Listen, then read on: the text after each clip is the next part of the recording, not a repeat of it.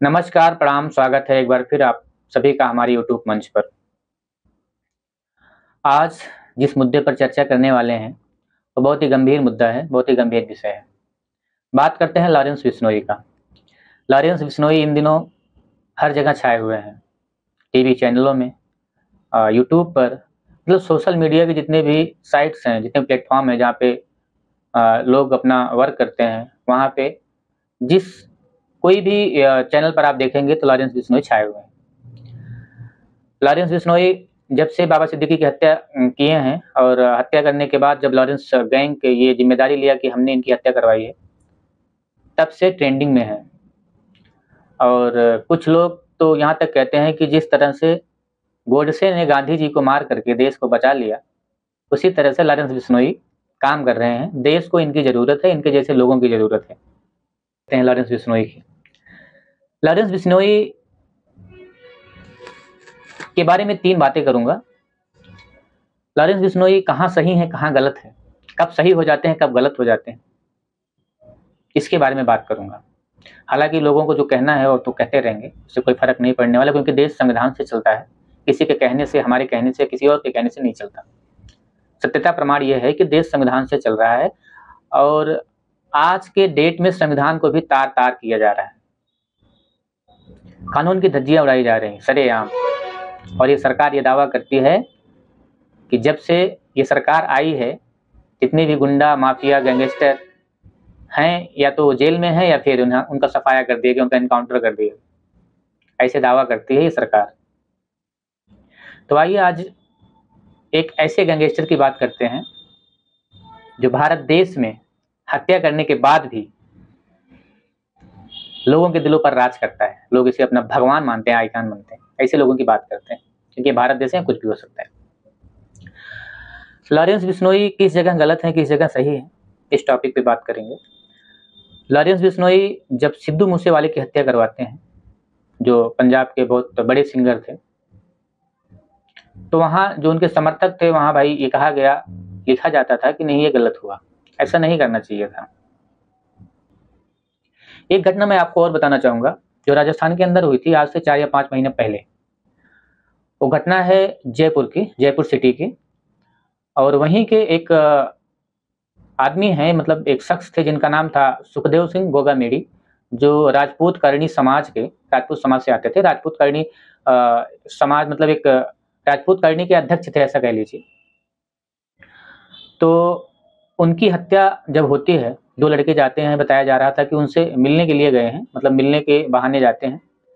2 लड़के जाते हैं और सुखदेव सिंह गोगामेडी जैसे ही आते हैं मिलने के लिए, उनके सामने बैठते हैं, कुछ बातें होती है।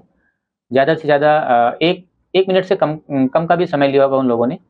बातें चालू ही होती है कि वो पिस्टल निकाले और तड़ातड़ गोलियाँ चलाने लगे। इतनी गोलियाँ दाग दी उनके शरीर पर कि वो ऑन द स्पॉट उनकी मौत हो गई। और जब उनकी मौत हुई तो जो राजपूत समाज था, वो सड़कों पर आ गया, आंदोलन करने लगा।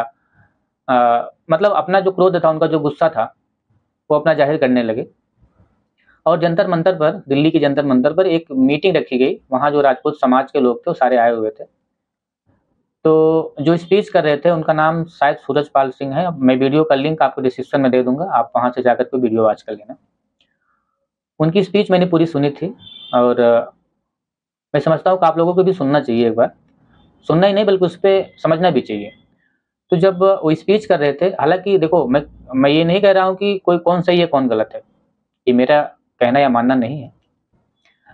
तो जब वो स्पीच कर रहे थे तो उन्होंने उस स्पीच में कहा है कि हम श्री राम के वंशज हैं, हम प्रभु श्री राम के वंशज हैं, हम राजपूत हैं। हमने बहुत सी लड़ाई लड़ी है इस देश के लिए। अंग्रेज़ों से लड़ाई लड़ी, मुगलों से लड़ाई लड़ी, बहुत सी लड़ाइयाँ हमने लड़ी हैं। और कुछ लोग हैं जो हमारे समाज के लोगों के ऊपर ऐसा घिनौना कार्य करा, धोखे से, चुपके से, कुछ भी कह लीजिए, ऐसा कार्य किए हैं, उनको हम सबक सिखाएँगे, छोड़ेंगे नहीं। ये सूरजपाल सिंह का कहना है कि हम राजपूत हैं, हम तुम्हें बख्शेंगे नहीं, तुम्हारे जैसे अगर 1000 बिश्नोई आ जाएँगे, तब भी हम तुम्हें छोड़ेंगे नहीं। और अभी हाल में ही जब ये घटना घटी मुंबई की, तो उन्होंने कहा था कि जो लॉरेंस बिश्नोई की हत्या करेगा, उन्हें हम 1 करोड़ रुपए इनाम देंगे। मीडिया पे ये भी बात चल रही है, आप देख लेना। तो जब सुखदेव सिंह गोगामेड़ी की हत्या होती है, तब वहाँ लॉरेंस बिश्नोई गलत हो जाते हैं। तब यही लोग ये कहते हैं कि लॉरेंस बिश्नोई के हड्डियों में पानी है, मतलब उनके बॉडी के अंदर पानी है।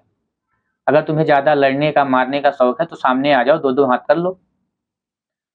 2 मिनट में लगेगा, तुम समझ जाओगे कि क्या हो तुम, कितने बड़े गैंगस्टर, कितने बड़े माफिया हो। ऐसा कहना है राजपूत समाज का कि हम तुम्हारे जैसे बिश्नोई बहुत देखे हैं और बहुत हमने लड़ाइयाँ लड़ी हैं, हम तुम्हें खत्म कर देंगे क्योंकि तुमने हमारे समाज के लोगों की हत्या करी। ये राजपूत समाज का कहना था। और जब लॉरेंस बिश्नोई इनकी हत्या करवाता है तो वो गलत हो जाता है।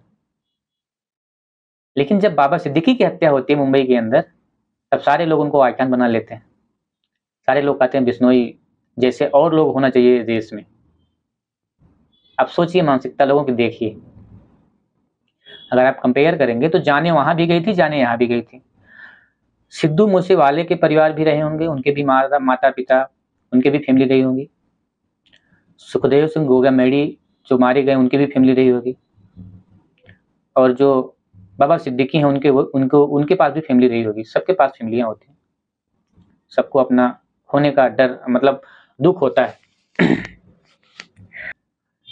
अभी हाल में जब पप्पू यादव बिहार के हैं, वो भी बोल रहे थे कि हमें 24 घंटे का समय दे दिया जाए तो हम सर्वनाश कर देंगे, सत्यानाश कर देंगे, खत्म कर देंगे, सफाया कर देंगे। अरे भैया, कौन तुम्हें देगा 24 घंटे का टाइम? सरकार की सरपरस्ती में पल रहा वो बंदा गैंगस्टर है, जिसके पास सैकड़ों शूटर्स हैं, आप उन्हें धमका रहे हैं। अरे आप होंगे बिहार के कोई ऐसे गांव या फिर किसी जिले के नेता या गुंडा रहे होंगे, अभी तो आप सांसद हैं और किसी पार्टी से नहीं है, तो फिर ठीक है, आप वहां तक रहिए। आप उन्हें क्यों चैलेंज कर रहे हैं? और सामने से फिर जो लॉरेंस बिश्नोई का गुर्गा था, जो उनका गैंग था, उसने भी कॉल करा, धमकियां दी कि ऐसा करोगे तो हम देख लेंगे। अभी हाल में ही मैं कल अभी न्यूज देख रहा था, तो नेपाल से किसी ने धमकी दी, उन्हीं लॉरेंस बिश्नोई के लोग थे। बताते हैं कौन था कौन नहीं था, तुम्हारे और भी दुश्मन हो सकते हैं जो उनका नाम यूज कर सकते हैं लॉरेंस बिश्नोई का। हम लॉरेंस बिश्नोई के गैंग से बोल रहे हैं, कुछ भी हो सकता है भाई, तो राजनीति है। तो ये घटनाएं जो हैं देश के अंदर बहुत जोर शोर से चल रही हैं, तो मैंने सोचा कुछ बात किया जाए इस पर, जहां तक मैं समझा। अब मेरे इस बात से आप लोग ये मत समझिएगा मुस्लिम परस्त हूँ, कुछ भी। आज के डेट में यही सबसे बड़ी दुर्दशा की बात है, दुखद बात है कि कोई भी व्यक्ति हिंदू होकर के अगर मुसलमान की बात कर लेता है तो लोग उसे गालियां देते हैं, कमेंट बॉक्स उसका गालियों से भर जाता है। ये मतलब ये स्थिति हो गई देश की, ये मानसिकता है देश के लोगों की। तो इस देश में अगर मुसलमान इतना देश के लिए खटक रहे हैं, तो सत्ता तुम्हारी, सरकार तुम्हारी, करवा दो कुछ ऐसा कार्य, निकल जाए देश से। है हिम्मत, निकाल सकते हो निकाल दो, सारा कांटा ही निकल जाएगा। लेकिन नहीं, वो वैसा करवा देंगे तो सत्ता से दूर हो जाएंगे। जो मलाई काट रहे हैं, गृह मंत्रालय का गृह मंत्री अमित शाह तड़ीपार, इसे कहा जाता है। मैं नहीं कह रहा हूं, आप मुझे गाली मत दीजिएगा कमेंट बॉक्स में आकर के कि मैंने ऐसा कहा। मैं कुछ नहीं कह रहा हूं, मैं नहीं कहता तड़ीपार। तड़ीपार प्रवक्ता लोग कहते हैं। और एक ऑडियो वायरल हो रहा है अमित शाह जी का, मणिपुर में जब उस बेटी को निवस्त्र जो है दौड़ाया गया था, उसमें जो वहाँ के मुख्यमंत्री हैं उनसे अमित शाह जी बात कर रहे हैं, किस लहजे में बात कर रहे हैं, आप ये भी देख लीजिएगा, मैं डिस्क्रिप्शन में लिंक दे दूंगा। तो गृह मंत्री जब इस तरीके का है, इसके ऊपर